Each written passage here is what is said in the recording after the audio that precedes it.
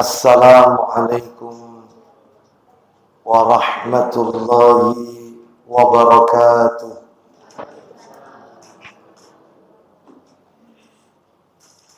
Alhamdulillah alladzi bi ni'matihi tatimmus shalihat wa ashhadu an la ilaha illallah wahdahu la syarika lah wa ashhadu anna Muhammadan abduhu wa rasuluh. Ya ayyuhalladzina amanu taqullaha haqqa tuqatih wa la tamutunna illa wa antum muslimun. Amma ba'du, fa inna asdaqal hadisi kitabullah wa khairal hadi hadi Muhammadin sallallahu alaihi wasallam wa syarral umuri muhdatsatuha wa kullu muhdatsatin bid'ah wa kullu bid'atin dhalalah wa kullu dhalalatin finnar. Ikhwan wa akhwati fillah, bapak-bapak, ibu-ibu, kaum muslimin dan muslimah, jamaah majelis taklim tazkiyatun nafs yang semoga dimuliakan oleh Allah Subhanahu wa ta'ala. Kepada segenap pengurus takmir Musalla Az-Zaitun, perumahan Pondok Maritim, yang semoga dirahmati oleh Allah Subhanahu wa ta'ala. Tidak ada kata yang patut kita ucapkan di sore hari ini selain rasa syukur kita kepada Allah Tabaraka wa ta'ala atas segala karunia nikmat yang telah Allah berikan kepada kita. Salah satu dari sekian banyak kenikmatan-kenikmatan tersebut yang kita rasakan pada sore hari ini adalah Allah Subhanahu wa ta'ala kembali mempertemukan kita di salah satu rumah Allah dari sekian banyak rumah-rumah Allah yang ada di muka bumi ini, yaitu Musalla Az-Zaitun, dalam rangka talabul ilmi, menuntut ilmu. Semoga niat kita, langkah kaki perjalanan kita dari rumah menuju rumah Allah ini semuanya tercatat di sisi Allah sebagai pemberat timbangan amal kebajikan kita kelak di yaumil qiyamah. Bapak Ibu sekalian, rahimani wa rahimakumullah, pada sore hari ini tidak seperti biasanya kita selalu bertemu pada Rabu pekan kedua, betul ya? Namun karena satu dan lain hal, Rabu pekan kedua di bulan ini saya uzur, sehingga pengurus majelis taklim tazkiyatun nafs masih memberikan kesempatan kepada kami untuk tetap diadakannya kajian sekalipun di waktu yang berbeda. Saat ini kita berada di Rabu pekan pertama.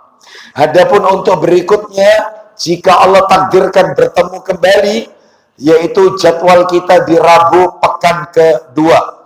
Mungkin nampaknya bulan depan, Rabu pekan kedua, sudah masuk Ramadan. Dan tentunya, nggak tahu, tergantung Bapak Ibu, apakah tetap berlangsung, ataukah libur, karena mungkin ibu-ibunya mempersiapkan untuk buka puasa, maka ya kita mudah-mudahan bertemu pada kesempatan-kesempatan yang akan datang. Baik, Bapak Ibu sekalian, tidak berpanjang mukaddimah. Sore hari ini kita akan lanjutkan materi kita. Terakhir pertemuan kita adalah di bulan Desember 2023. Karena di bulan Januari saya uzur safar. Terakhir waktu itu kalau tidak salah kita sudah masuk kitab Adabul Mufrad, dalil hadis yang pertama. Kan di bab yang pertama itu ada 3 dalil dalam kitab Adabul Mufrad. Bab yang pertama ini bicara tentang birrul walidain, berbakti kepada kedua orang tua. Dalilnya ada 3. Dalil yang pertama firman Allah, ini sudah kita bahas, yaitu masih ingat surat apa waktu itu? Al-Ahqaf ayat berapa? 15, betul, itu sudah lewat itu. Ya, berapa bulan yang lalu. Terus kemudian dalil kedua adalah hadis Nabi. Nah, yang hadis Nabi ini setahu saya pada bulan Desember sudah kita tuntaskan, ya, sudah kita jelaskan, yaitu hadis yang berbicara tentang sahabat Abdullah bin Mas'ud radhiyallahu anhu bertanya kepada Nabi tentang apa? Tentang ayyul amali ahabbu ilallah, tentang amal apakah yang paling dicintai oleh Allah. Betul ya itu kan? Ya. Terus kemudian Nabi menjawab, amalan yang paling dicintai oleh Allah adalah as-salatu ala waktiha, salat on time, tepat pada waktunya. Terus Abdullah bin Mas'ud radhiyallahu anhu tanya lagi, summa ayyun, lalu apalagi amalan yang paling dicintai oleh Allah? Nabi menjawab, birrul walidain, berbakti kepada kedua orang tua. Terakhir Abdullah bin Mas'ud radhiyallahu anhu tanya lagi, summa ayyun, lalu apalagi amalan yang dicintai oleh Allah? Lalu Nabi menjawab, al-jihadu fi sabilillah, jihad di jalan Allah. Betul itu materinya? Betul ya? Baik, itu sudah tuntas. Sekarang kita akan masuk hadis yang ketiga. Maaf, dalil ketiga. Dalil ketiga, hadis Nabi. Jadi bab 1 ini Qur'annya 1, dalil Qur'an, yang hadisnya 2. Nah, gitu ya. Nah, sekarang dalil ketiga, dalil terakhir, hadis Nabi. Di mana itu? Qadarullah, ini tadi saya kok bawa kitabnya, yaitu salah ambil. Mestinya yang saya ambil itu Sahih Targhib wa Tarhib jilid 5. Ternyata yang saya bawa jilid 6. Gak apa-apa, saya punya downloadnya. Nanti Pak Joko tetap bisa membantu saya untuk membacakan dalilnya. Baik, dalil yang ketiga ini hadis Nabi. Riwayatnya Bapak Ibu sekalian, riwayatnya riwayat Tirmidzi, Ibnu Hibban.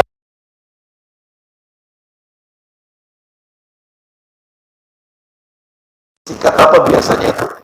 Tirmidzi, betul. Sahih Targhib wa Tarhib kitabnya. Nomornya Bapak Ibu sekalian, nomor hadis nomor 2501, 2501. Nah, ini sudah ketemu. Ya, 2501. Silakan. Nanti ketika saya tunjukkan tinggal digeser-geser aja. 2501. Ya, kita dengarkan. Silakan dibantu Pak Joko, dari mana itu hadisnya? Sahih Targhib wa Tarhib 2501. Silakan. Yang berdoa Rasulullah Shallallahu Alaihi Wasallam bersabda. Baik, perhatikan ya. Dari Abdullah bin, itu sebenarnya Abdullah bin Umar, bukan Abdullah bin Amr. Dari Abdullah bin Umar radhiyallahu anhuma, dia berkata, Rasulullah sallallahu alaihi wasallam bersabda, kita dengarkan. Saya yakin Bapak Ibu pernah mendengar hadis ini. Karena hadis yang akan dibaca Pak Joko ini adalah hadis yang familiar di telinga kita. Hampir banyak ustadz-ustadz kita menyampaikan hadis ini. Sering kali kita dengarkan. Begini bunyi hadisnya. Ridha Rabbi fi ridhal walid wa sakhatur Rabbi fi sakhatil walid. Silakan. Keridhaan Allah terdapat dari keridhaan orang tua. Keridhaan Allah itu bergantung pada keridhaan orang tua. Ridhonya Allah bergantung pada ridho orang tua. Terus. Dan kemurkaan Allah ada pada kemurkaan orang tua.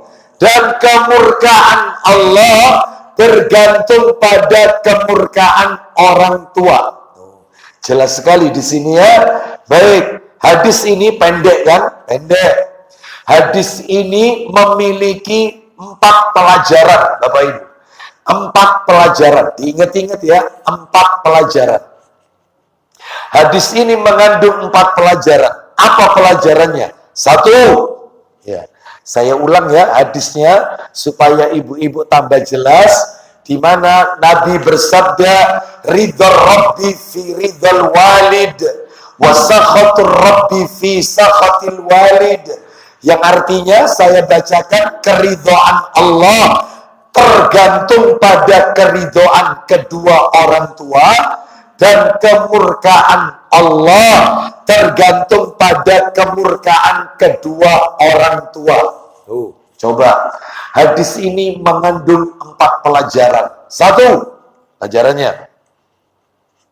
Yang pertama ini, hadis ini menjelaskan kepada kita,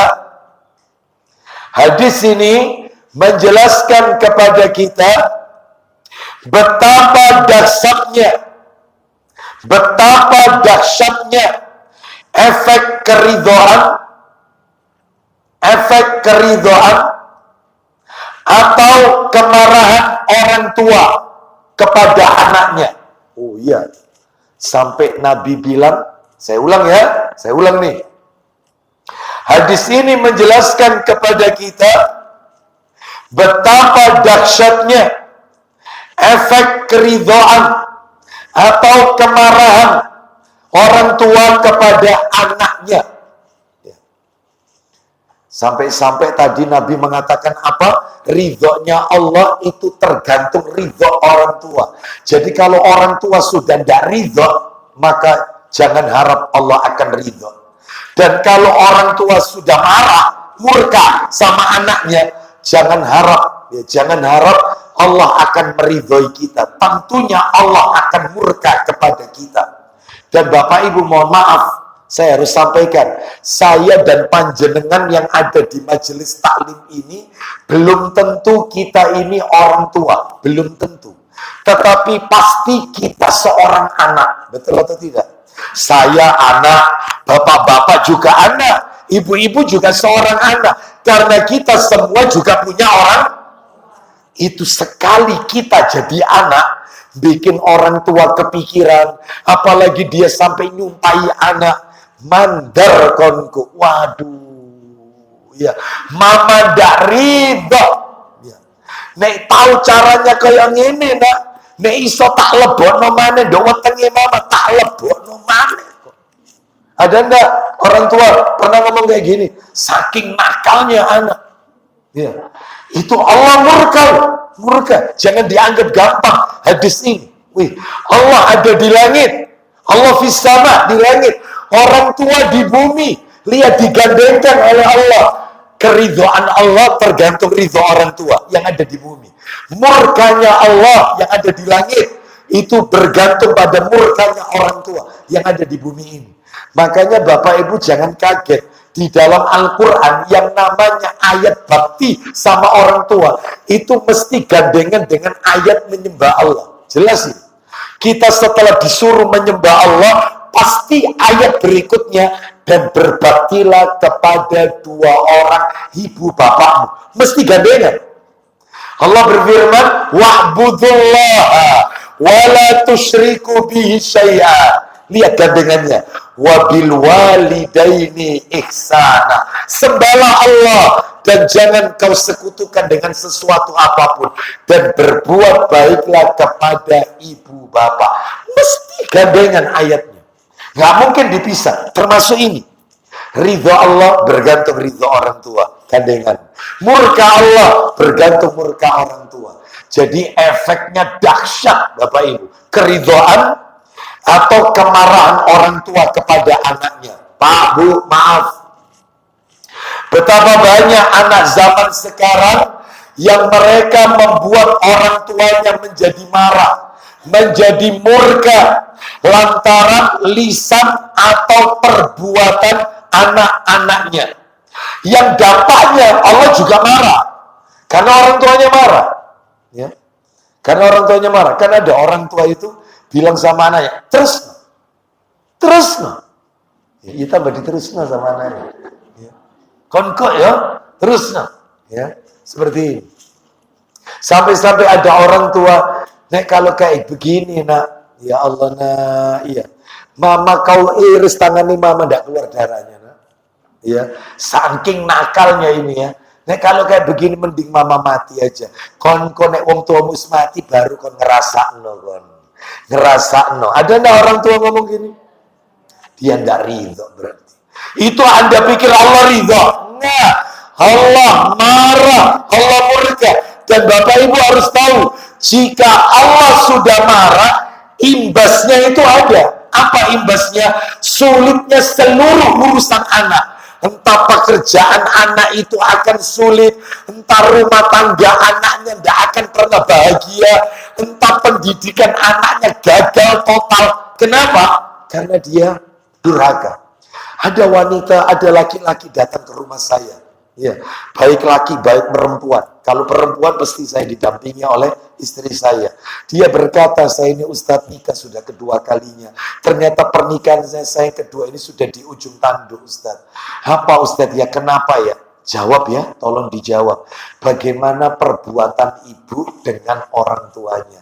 Baik nikah awal pertama sama nikah kedua. Iya Ustadz, iya. Saya tidak harmonis sama mama saya. Selesai. Anda pikir Anda akan bisa bahagia? Ada juga laki-laki, kenapa Ustadz ya? Saya ini Ustadz lama tidak punya keturunan.